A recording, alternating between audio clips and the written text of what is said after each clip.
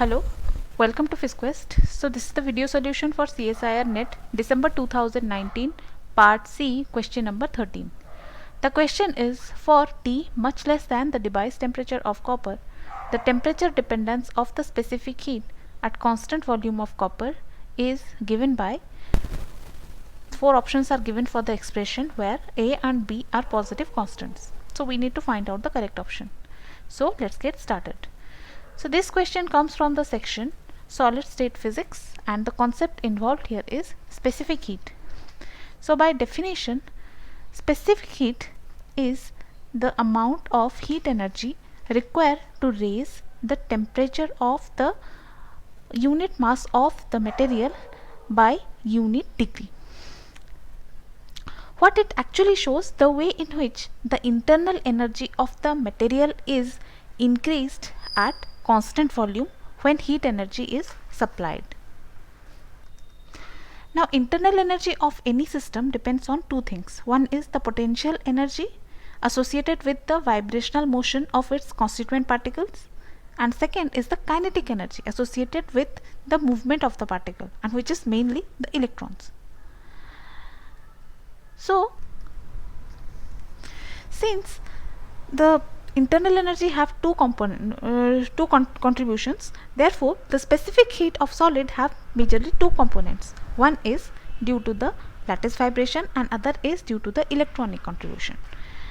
So here, now for each of the component, the temperature dependence is different. Regarding the specific heat due to lattice vibration, the first theory which was suggested was the Dulong-Petir's law, also known as the classical theory, according to which all the atoms of the solid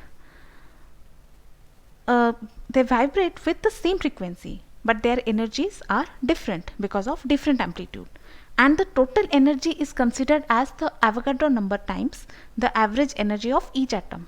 By this method, when the specific heat is calculated and plotted as a function of temperature, it comes out as constant at all temperature, but it does not match with the experimental result. So this was modified by Einstein theory, which is also called the quantum theory, according to which atomic vibrations are independent of each other and atoms vibrate with the same frequency.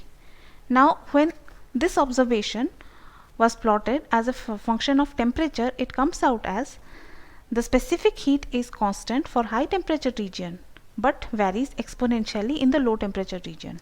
Now this was in agreement with the experimental result for high temperature region, but there is a slight disagreement in the low temperature region.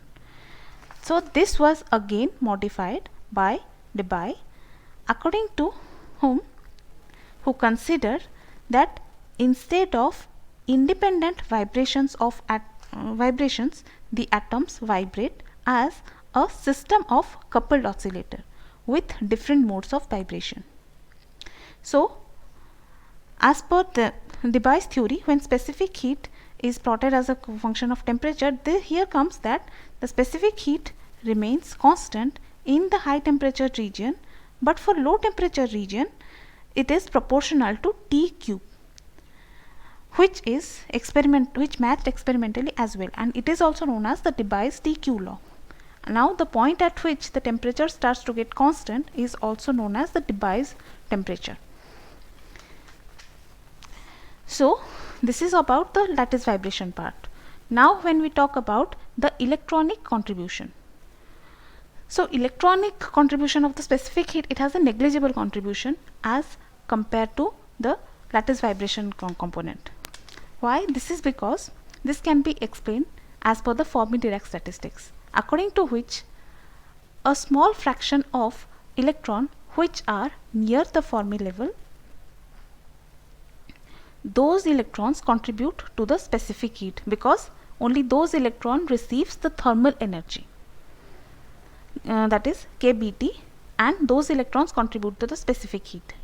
Since thermal energy, that kBT, is very much negligible as compared to the Fermi energy, because of which those electrons which are present down the distribution, they cannot interact with anything because there are no available energy level within their kBT range of their energy.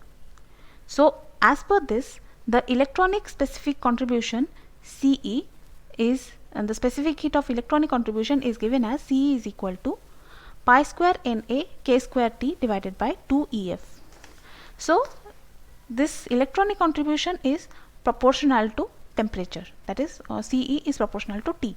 Now here this is prominent at low temperature region where it has a substantial contribution, but as the temperature increases, the lattice vibration component dominates. Now let's coming back to our question here.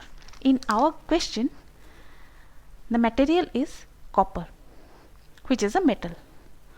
Now for copper, the device temperature is 343 Kelvin. Now this is not given here, but one thing I should mention here, that for most of the metal, the device temperature ranges between 200 to 400 Kelvin, except for very few metals. Now it is mentioned in the question that the temperature is much less than the device temperature. That is, the temperature is substantially low. So here the expression of the specific heat at constant volume of the copper must include the contribution from both the electronic part as well as the lattice contribution part. So ultimately when you get the final expression, this will be CV is equal to AT plus BTQ. Now let's check the option. So if you check the option, you can see that option D is matching with our result. So correct answer for this question is option B.